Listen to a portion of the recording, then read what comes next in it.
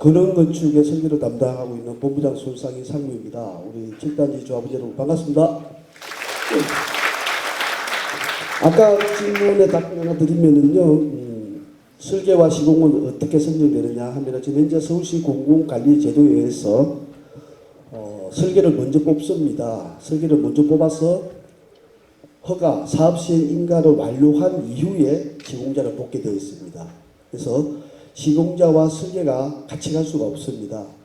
모든 업체의 선정은 우리 소유주 여러분들이 총회에서 선정하게 되어 있습니다. 제가 오늘 설명하는 것은 그러한 선정의 유무를 떠나서 우리 재준이 분들이 많은 간청과 부탁이 있었기 때문에 제 짧은 지식을 우리 소유주 여러분들께 전달하고자 왔습니다. 전체 사업 일정에서 그러니까 궁금해 하셨는데요. 지금 평균 서울시 재건축 연한이 대략 8년에서 10년이 소요가 됩니다. 역으로 계산하면 건설하는 시간이 3년을 소요하고 있고요. 그 다음에 이주 및 철거가 1년을 붙잡고 있습니다. 그래서 본격적인 시공이 4년이고 그전 4년 단계가 추진위 구성, 조합 설립, 관리 처분 여러 가지 인허가가 제반 시간에 소요가 됩니다. 그래서 이런 여러 가지 절차 중에서 지금 저희 7단지가 현재 제일 앞서 있는 안전진단 단계에 있습니다. 그러니까 이제 시작하는 것이죠. 그렇기 때문에 많은 협조와 많은 성원이 있어야만이 8년, 10년에 도달할 수 있다는 것입니다. 그렇지 않을 경우에는 지금 저희가 가락시형 아파트를 작년 12월에 준공을 했습니다. 정확하게 20년이 걸렸습니다. 많이 걸렸죠. 9,510세대 대단지이기 때문에도 하지만은 많은 내부의 의견과 소송과 분란이 있었습니다. 그런 부분들이 재건축 시간을 가장 많이 잡아먹는 어떤 요인이라고 봅니다. 안전진단에 대해서 법 강화돼서 말씀을 드리겠습니다. 안전진단은 예전하고 지금하고 바뀐 가장 큰 차이가 구조의 지수입니다. 예전에는 0.2라는 점수가 주어졌지만 지금은 0.5, 전체의 50%를 구조 안전이 차지하고 있습니다. 이 부분은 재건축을 좀 늦추겠다라는 국가의 정치적 정책입니다. 목동 7단지, 목동 14개 단지 아파트는 매우 튼튼하게 지어졌습니다. 상당히 그 주택공사에서 지어진 집들이 많죠. 목동 지구와 가장 유사한 데가 상계지구입니다. 그리고 그보다 앞서 고덕지구, 개포지구 이런 단지들이 있습니다. 그래서 이 안전진단에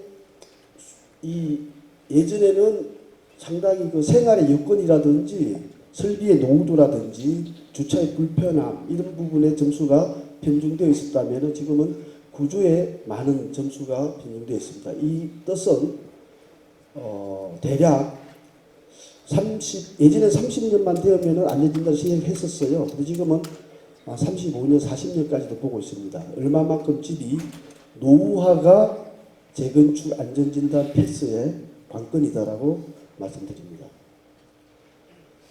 안전진단의 절차는 안전진단은 우리 주민 여러분들이 업체를 뽑을 수가 없습니다.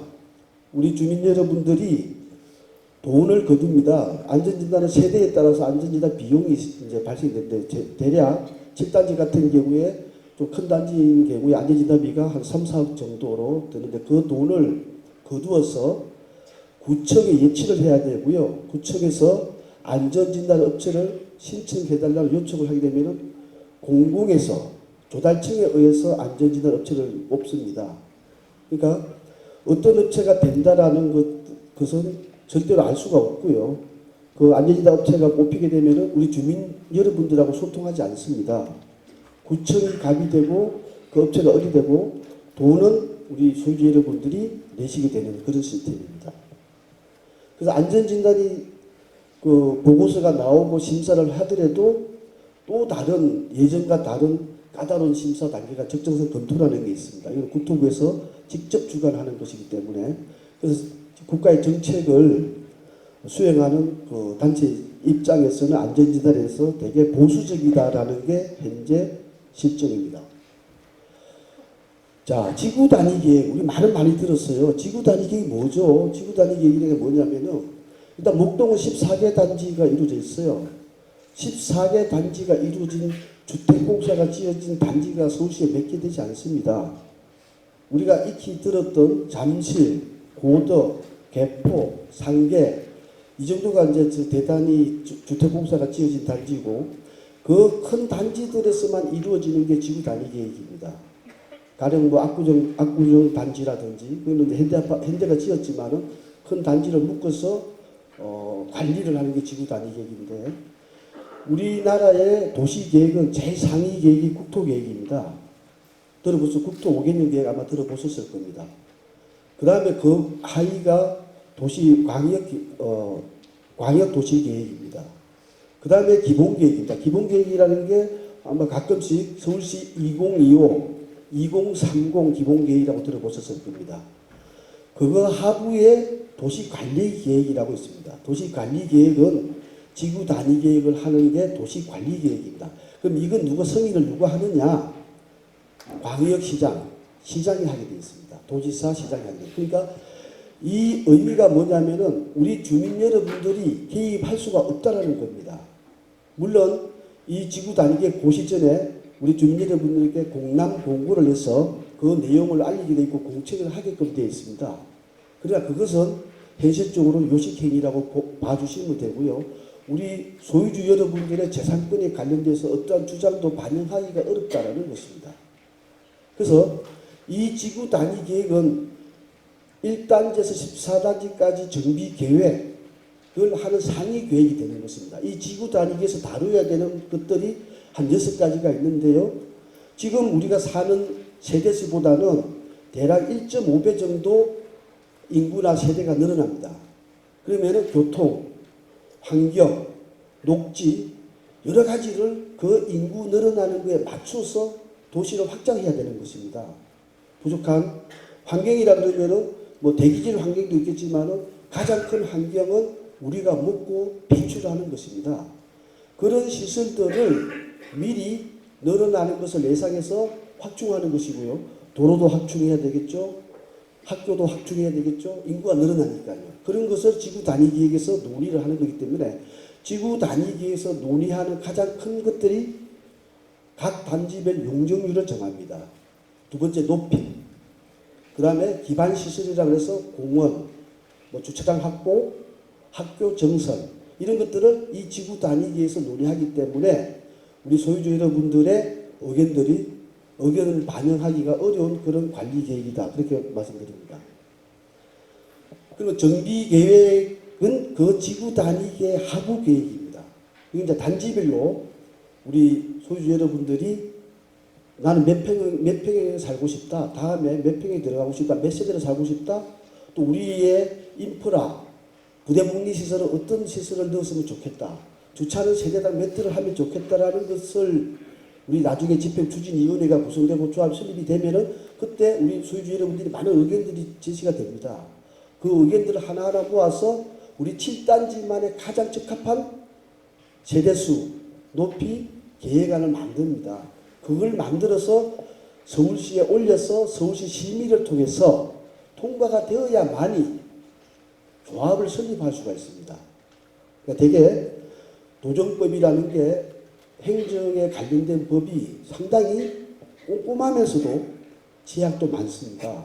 근데 그것은 엄마 아파트든 아까 잠실 5단지 아파트든 모든 우리 재건축 아파트, 재개발 아파트 서울시에서 일어나는 것들은 서울시하고 협조 내지는 싸워서 이겨서 관철시켜야 되는 것입니다. 이건 대한민국입니다. 그래서 대한민국의 법 테두리 내에서 행정 테두리 내에서 재건축을 할 수밖에 없는 그런 우리는 운명을 가지고 있습니다. 그럼 용적률이 뭐냐? 저희 회사 홍보는 의미가 없고요. 저희 집단지에서 선정된다라는 보장은 절대 없기 때문에 오늘은 제가 한 역할은 지금 우리가 이런 용어라든지 이루어지고 있는 것들에 대해서 우리 집단지 소유 여러분들에게 좀 공부를 시킨다는 그런 목적을 가지고 제가 하고 있습니다. 용적률이라는 것은 부피입니다. 부피. 얼마만큼 지어야 이 용적은 우리 7단지의 사업 수지, 내가 먹어야 될 파이가 이 용적이라는 단위에 있습니다. 그럼 용적은 출발이 기준 용적률입니다. 기준 용적률은 똑같습니다. 3종은 기준 용적률이 210%에서 출발을 합니다. 그러면은 허용 용적률 있고 상한 용적률 있고 참 단어가 어려운데요. 허용 용적률은 공지, 조성 여러 가지를 공공에 기부 체납을 했었을 때에 인센티브를 주는 것입니다. 그게 서울시 같은 경우는 20%까지 용이랍니다. 이 안에는 뭐 신재생 에너지를 도입한다든지 여러 가지 서울시에서 권장하는 아이템들을 도입함으로 인해서 20%까지 상향할 수 있습니다. 그 다음에 우리가 아파트를 짓게 되면은 기존에 기부 체납을 합니다. 기부 체납의 요건은 공원이 될 수도 있고 도로도 될 수도 있고 공공청사, 예를 들면은 주민센터라든지 도서관이라든지 이런 공공청사가 될 수도 있고 또 마지막에 현금으로 기부도 할 수 있습니다. 그 기부의 양에 따라서 20% 올라가서 전체 상한 용적률이 서울시 조례의 250%까지가 올라갈 수 있습니다. 그럼 300%까지 올라가는 방법은 250%에서 300% 올라가는 방법은 두 가지. 소형주택을 지어서 이 반은 서울시에 기부 체납을 합니다. 대신에 그 표준공사비와 지금 법이 개정돼 가지고 그 기부 체납하는 땅에 대한 지가도 돌려받는 걸로 되어 있습니다. 그리고 반은 우리 소유주 여러분들이 일반 분양을 해서 수익을 창출할 수 있는 겁니다.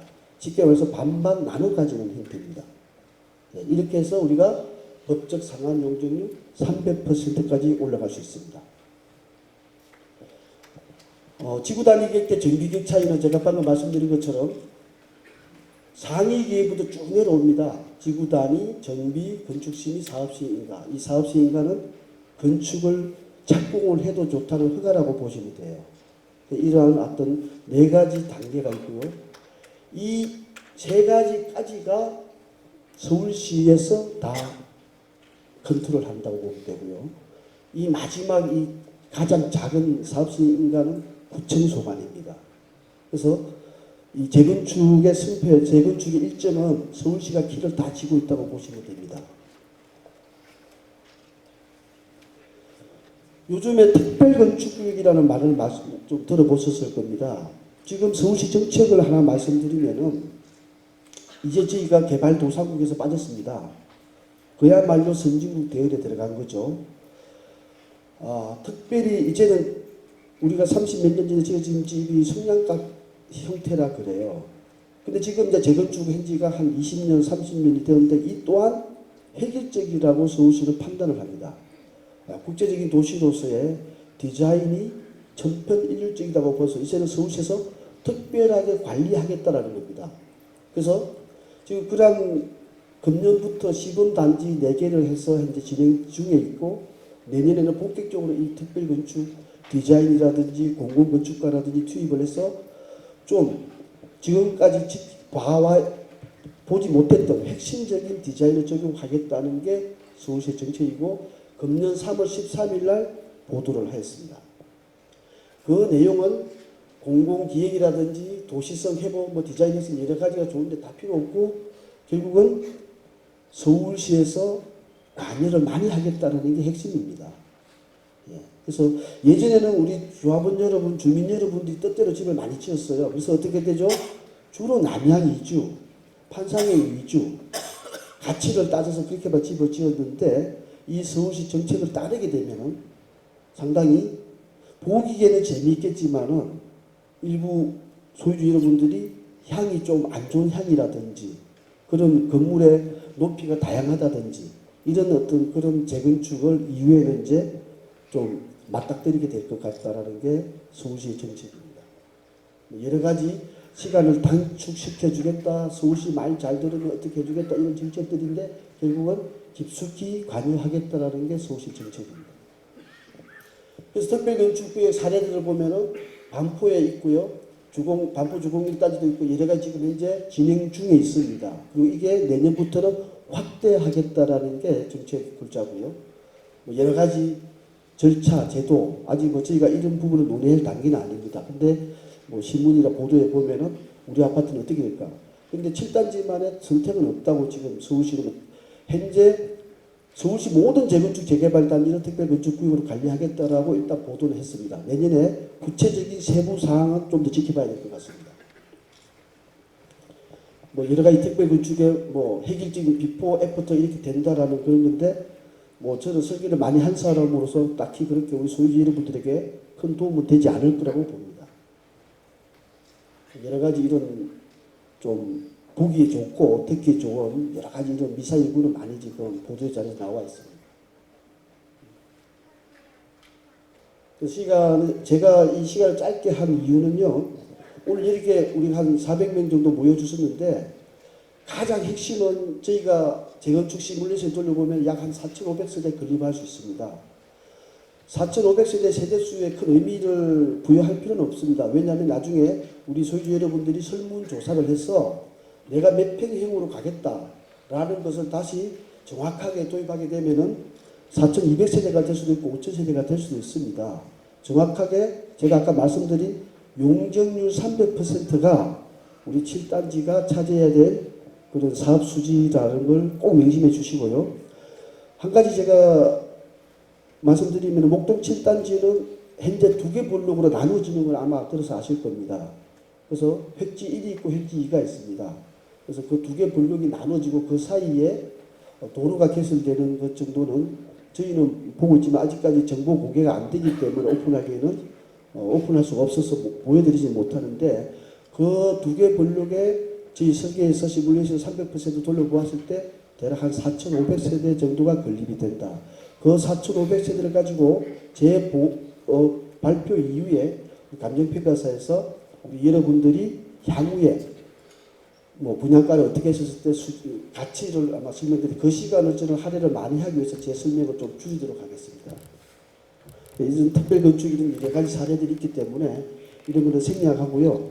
오늘 가장 설명의 핵심이 우리 소유주 여러분들의 재산의 가치가 어떻게 되는지를 그게 오늘의 설명의 핵심이라고 보고 있습니다. 그래서 제 설명을 여기까지 끝내겠습니다. 감사합니다.